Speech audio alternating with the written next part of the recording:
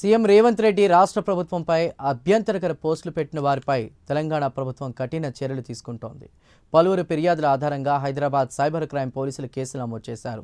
నిందితులపై IT యాక్ట్తో పాటు BNS 352, 353, 1B సెక్షన్ల కింద కేసు నమోదు చేశారు. మరింత సమాచారాన్ని మా ప్రతినిధి కుమార్ అందిస్తారు. కుమార్.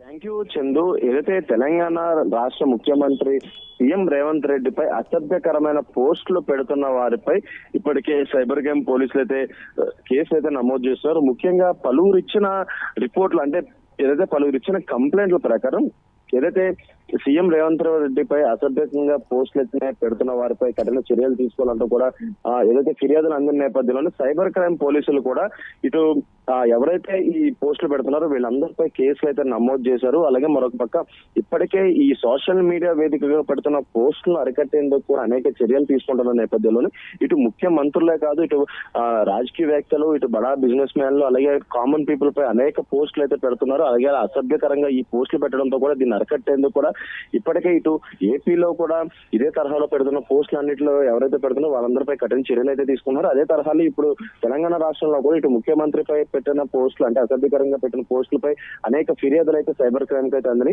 ఈ నేపథ్యంలో ప్రస్తుతం ఆ పోస్టులు పెట్టిన వారిపై ఖచ్చితంగా కఠిన చర్యలు తీసుకోవాలంటూ కూడా ఈ ఫిర్యాదులో పేర్కొనడంతో కూడా ప్రస్తుతం పోలీసులు ఆ పోస్టులు ఎవరైతే పెట్టారో వీళ్ళందరిపై కూడా ఏదైతే కేసులు అయితే నమోదు చేయడం జరిగింది.